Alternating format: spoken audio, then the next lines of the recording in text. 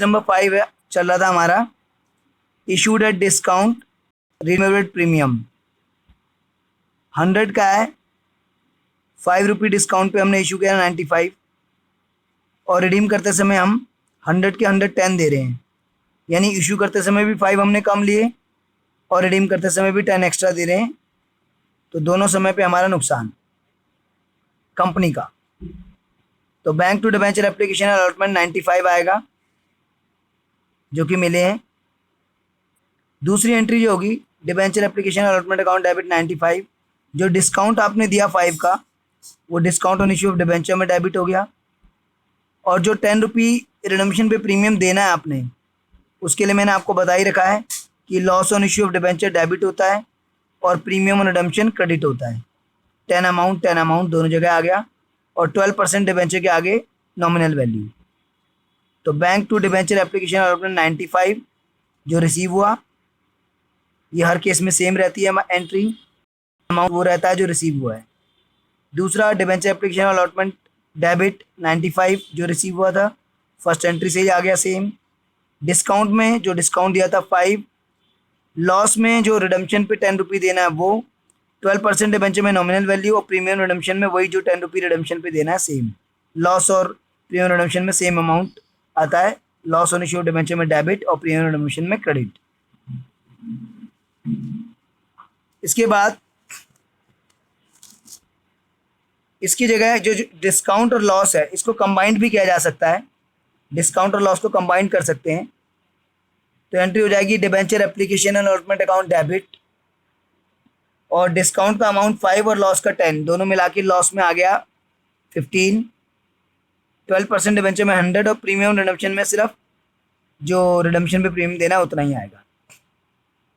तो discount on issue of debenture और loss on issue of debenture को हम मिक्स कर सकते हैं और लॉस में शो कर सकते हैं। इसके बाद आगे चलते हैं, case number 6।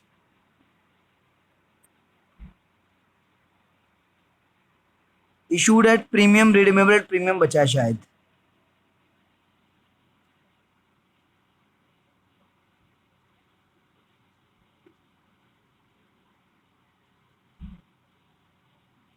Issued at premium redeemable at premium. Issue भी हमने प्रीमियम पे किया और रिडीम भी हमें प्रीमियम पे करना है। तो 100 का है, हमने 105 में इशू किया, यानी इशू के टाइम पे हमने 5 रुपये एक्स्ट्रा लिए, और रिडीम के टाइम पे हमने प्रॉमिस किया है कि हम 10 रुपये एक्स्ट्रा देंगे सपोज, तो 110।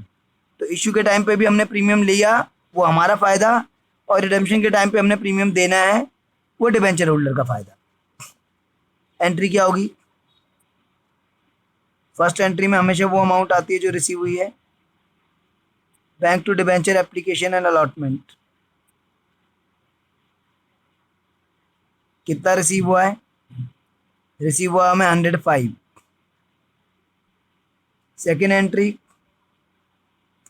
Debenture application and allotment account debit 105, loss on issue of debenture account debit,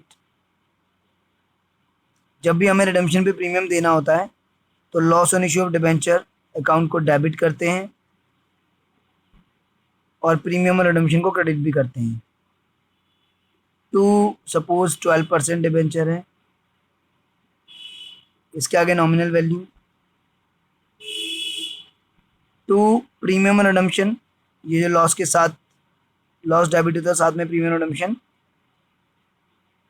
premium और रिडम्पशन क्रेडिट भी होता है। और जो आपको प्रीमियम मिला था वो एसपीआर, जो प्रीमियम रिसीव हुआ था वो तो एसपीआर है, जैसे शेयर में रिसीव होता था, तो सेम वे। तो ये 6 केस है भाई, एक बार रिव्यू करवा रहा हूँ। Issued at par, redeemable at par, तो नॉर्मल शेयर्स की तरह bank to debenture application allotment, debenture application allotment to 12% debenture. Issued at premium redeemable at par, normal shares की तरह bank to debenture application allotment 105 receive हुआ है और 100% debenture में 5 extra मिला है वो एसपीआर में। जैसे शेयर्स में SPR क्रेडिट होते थे, वैसे ही हो गया। नेक्स्ट है issued at discount redeemable at par. Issue तो 95 में किया है, लेकिन रिडीम 100 में करना है नॉमिनल पे। तो शेयर तो डिस्काउंट पे इशू नहीं होते थे, लेकिन डिबेंचर होते हैं। तो जब प्रीमियम पे इशू करते हैं तो SPR को क्रेडिट करते हैं, और जब डिस्काउंट पे इशू करते हैं तो डिस्काउंट को डेबिट कर देते हैं सेकेंड एंट्री में। फर्स्ट एंट्री तो हर केस में सेम रहेगी, bank to debenture application and allotment. Second entry में डिबेंचर एप्लीकेशन अलॉटमेंट में वही अमाउंट लिख दे जो फर्स्ट एंट्री का था। डिस्काउंट में जो 5 रुपये का डिस्काउंट दिया है, और 12% डिबेंचर में नॉमिनल वैल्यू। नेक्स्ट है फिर issued at par redeemable at premium. तो इशू 100 में किया है, रिडीम 105 में करना है, यानी रिडम्पशन के टाइम पे 5 रुपये एक्स्ट्रा पे करने हैं हमें। तो अब प्रीमियम हमें मिला नहीं है, देना है। जो रिसीव होता है वो तो हमारे लिए इनकम है कंपनी के लिए, लेकिन ये तो देना है कंपनी ने। तो ये नया न्यू चीज़ है आपके लिए। तो जब भी रिडम्पशन पे प्रीमियम होता है तो सेकेंड एंट्री में लॉस को डेबिट करते हैं और प्रीमियम और रिडम्पशन को क्रेडिट करते हैं। तो बैंक टू डिबेंचर एप्लीकेशन 100 मिला है, debenture application allotment 100, loss on issue debenture में 5 to 12% debenture to premium redemption. ये एंट्रीज हमने इशू के टाइम पे करी हैं, यानी कि जो प्रीमियम हमने रिडम्पशन पे देना है इशू के टाइम पे उसका प्रोविजन बना लिया। केस 5 में इशू डिस्काउंट है, रिडीमेबल एट प्रीमियम है। तो जो इशूड एट डिस्काउंट है उसको डिस्काउंट डेबिट कर दिया सेकेंड एंट्री में, और प्रीमियम पे रिडम्पशन करना है उसके लिए लॉस डेबिट कर दिया और प्रीमियम रिडम्पशन क्रेडिट कर दिया। और इन दोनों को कंबाइन करके एक साथ लॉस के नाम से 15 लिख सकते हैं। फिर issued at premium redeemable premium. तो जो 5 रुपये प्रीमियम मिला ये SPR में क्रेडिट हो गया, और 10 रुपये जो प्रीमियम देना है वो लॉस में डेबिट हो गया और प्रीमियम रिडम्पशन में क्रेडिट हो गया। तो ये 6 केस हैं। इनके जो क्वेश्चंस हैं थोड़े से ही दे रखे हैं, ज़्यादा नहीं है। 32 से लेकर 39 तक, क्वेश्चन नंबर 32 से क्वेश्चन नंबर 39 है। उसमें 33 का एक आध पार्ट मैं बता देता हूँ। 33 का ए पार्ट,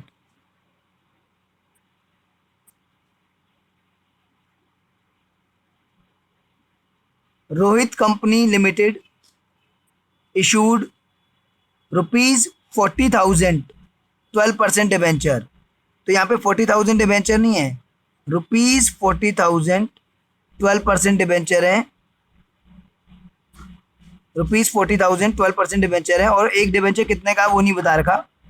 10 का भी हो सकता है, 100 का भी। अगर 10 का हुआ तो 4,000 डिबेंचर हो गए, और 100 का हुआ तो 400 डिबेंचर हो गए।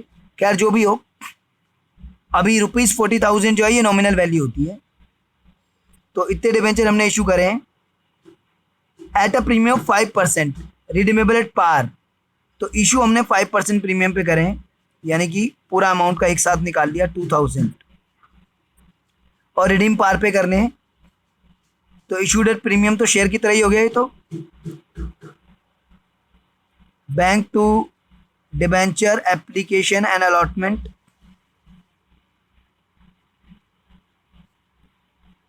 $42,000, क्योंकि 40,000 के हैं और 2,000 प्रीमियम पे इशू करें तो अमाउंट 42,000 रिसीव हुआ है। और second debenture application and allotment account debit, जो फर्स्ट एंट्री का अमाउंट था। 12% डिबेंचर के आगे हमेशा डिबेंचर की सिर्फ नॉमिनल वैल्यू आएगी, जो कि 40,000 है। और जो 2,000 आपको एक्स्ट्रा मिला है SPR 5% प्रीमियम पे इशू किया है, तो जो इशू पे प्रीमियम होता है वो SPR में क्रेडिट होता है। ये हमने शेयर्स में भी पढ़ा था। रिडेम्पशन पे अगर प्रीमियम होगा तो loss on issue of debenture debit और प्रीमियम रिडेम्पशन क्रेडिट। तो इसमें एक डिबेंचर की वैल्यू नहीं दे रखी, सारे डिबेंचर की एक साथ दे रखी है, तो पूरे पे ही अमाउंट कैलकुलेट हो जाएगा, उसमें कोई दिक्कत नहीं है। बोलो क्लियर है भाई?